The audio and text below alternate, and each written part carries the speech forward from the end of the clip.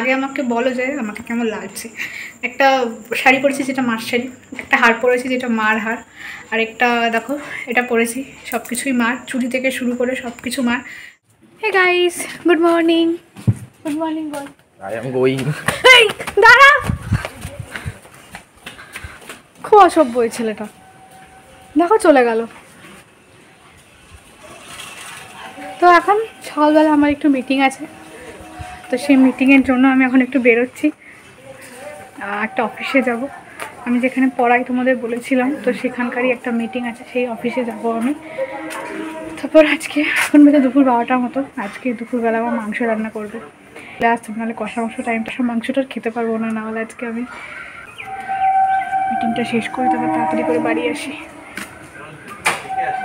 আচ্ছা আমাকে বলো তো, কে কে এই কষা মাংসের লোভটা সামলাতে পারো না?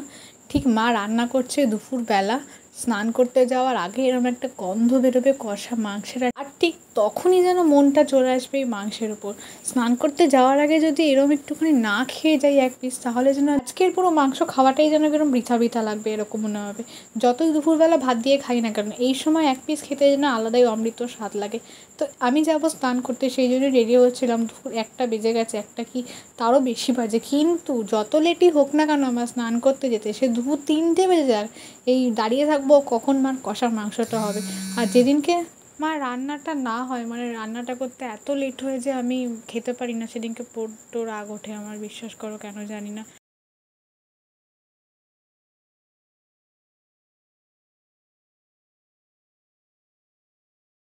শুধু মাংস হলেই তো হবে না, বাকিদের তো আর অনেক কিছু লাগে। আমার আর ভাই শুধু মাংস হলেই চলে যায়, কিন্তু বাকিদের লাগে।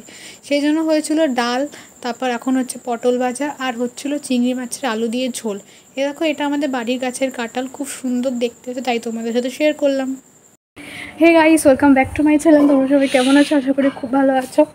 খুব বিধ্বস্ত দেখতে লাগছে আমাকে, সবসময় এরকমই বাজে বাজেই দেখতে লাগে, কী করবো আর, আমি হয়ে গেছি আমি এতটা বাজে। তারপরে এই যে কদিন জ্বর হলো, এই জ্বরে যেন আমাকে আরও পুরো একদম মানে কী বলবো, ন্যাপা পোছা বানিয়ে দিয়েছে। এমনি তো আমাকে অনেকে বলে নেপালি নেপালি, এই নাকটা নাকি আমার বোঝা, নাকের এই জায়গাটা নাক দিয়ে কপাল দিয়ে একটু যদি মানে সাজি, সেই নেপালি নেপালি আমার লাগে।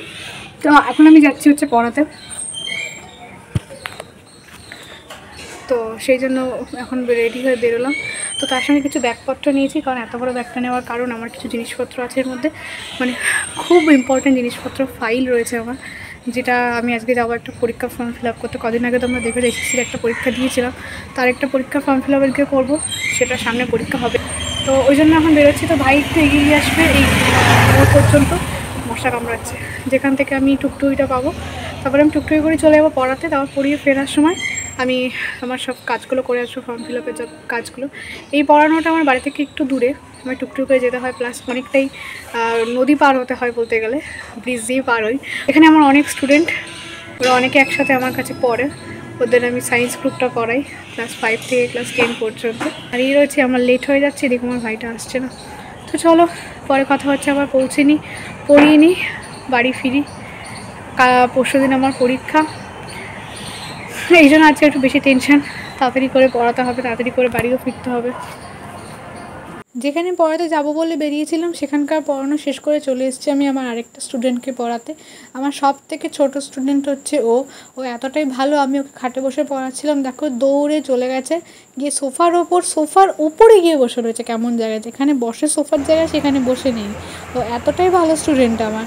তো যাই হোক, তো আবার আমি এখানে বসে চা খাচ্ছিলাম, আর যেহেতু কত দূরে বসে লিখছে, তাই ভাবলাম একটু ভিডিও করে নিই। তারপর এখনও আমি ভিডিও করছি, এখনও এসে পৌঁছালো না আমার কাছে। ও লিখবে, কমপ্লিট করবে, তারপর আসবে। ও সমস্তটা লিখে ফেলবে একা একাই, আমাকে কিছু বলতেও দেবে না। তারপর আমাকে এসে দেখাবে, দেখো খাতা দেখো লেখা হয়ে গেছে। তো এই হচ্ছে আমার কাণ্ড। তো আগে আমাকে বলো যে আমাকে কেমন লাগছে। একটা শাড়ি পরেছি যেটা মার শাড়ি, একটা হার পরেছি যেটা মার হার, আর একটা দেখো এটা পরেছি সব কিছুই মার, চুড়ি থেকে শুরু করে সব কিছু মার। তো এটা পরেছি এখন রিল বানানোর জন্য। এখন আমাকে রিল বানাতে হবে, কারণ তোমরা জানো যে রিল বানানো বা যে কোনো জায়গায় ভিডিও না পোস্ট করতে করতে, তো ওই জন্য আমি ভাবলাম যে হ্যাঁ, যত কাজ থাক না কেন আমি দুটো রিল বানিয়ে নিই, অ্যাকাউন্টটাকে পোস্ট করে নিই, তারপরে সব বাকি কথা হবে। তো সেই জন্য সেজে গুজে নিয়েছি, যাচ্ছে একটা শাড়ি, মার শাড়ি।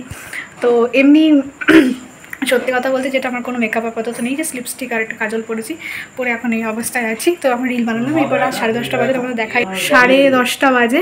এখন আমার রিল বানানো চলছিল, রিল বানানো কমপ্লিট হলো, এবার রাত্রেবেলা খাবার হবে। এখন হচ্ছে এই খাবো দাবো। আজকে রান্না হয়েছে, কাকিমা দিয়েছে তরকা, আর আমরা একটুখানি চিলি চিকেন আনিয়েছি জোম্যাটোতে অর্ডার দিয়ে, তাও আবার। তো এখন জোম্যাটোতে অর্ডার দিয়ে বিশাল কিছু খাওয়া দাওয়া আমাদের চলে, তো সেটা খাবো। দুপুরের ডাল আছে, তরকারি আছে, সেটা দিয়ে সবার হয়ে যাবে, মানে ডাল তরকারি চিলি চিকেন আর হচ্ছে তরকারি। তো চলো আপাতত আজকের ভিডিওটা এখানেই শেষ করছি। সবাই ভালো দেখো, সুস্থ দেখো, প্রচুর প্রচুর প্রচুর ভালোবাসা দেখো। দেখো এটা কথা বলেই যাচ্ছে। সবাই আমার চ্যানেলটা সাবস্ক্রাইব করো। আজকেও আমার দুটো দিদির সাথে দেখা হয়েছিল, দুটো দিদি একটা বোন ছিল হয়তো। তো তারা আমি যখন ট্রেন থেকে নামছি তারা আমার তখন চিনতে পারলো। ভালো লাগলো যখন চিনতে পারে না, খুব ভালো লাগে, আর ডেকে কথা বলে, খুব ভালো লাগে জিনিসগুলো। যখন নতুন নতুন আর মানুষের সাথে পরিচয় হতে আমার খুব ভালো লাগে, ঠিক আছে। তো অবশ্যই যারা দেখবে আমাকে অবশ্যই একবার করে ডাকবে, না হলে তো চলে গেলে তো পরে গিয়ে কমেন্ট করে যদি বলো যে তোমাকে দেখলাম কথা হলো না, তাহলে তো আর কিছু হবে না। আর এখন আমার যাওয়া আসা মোটামুটি কমে যাবে আস্তে আস্তে। এতদিন পর্যন্ত আমি টেলিপ্যাসেঞ্জারি করতাম, বাট এখন যতদিন যাবে যাওয়া আসা কমে যাবে, কারণ আমার কোর্সটা শেষ হয়ে যাবে, সেই জন্য আমার আর অতটা যাওয়া আসা থাকবে না। তো দেখা যাচ্ছে না, তো চিন্তা নেই। কেন আমার ভাই দাঁড়িয়েছিল, আমার কথাগুলো দাঁড়িয়ে শুনছিলাম, একটু ক্যামেরাটা ঘুরিয়েছি, দরজাটা বন্ধ করে দিয়ে চলে গেল। তো যাই হোক, আবার ভিডিও শেষ করবো বললাম, দিয়ে আবার বকতে শুরু করলাম। তো ভিডিও এখানে শেষ করছি।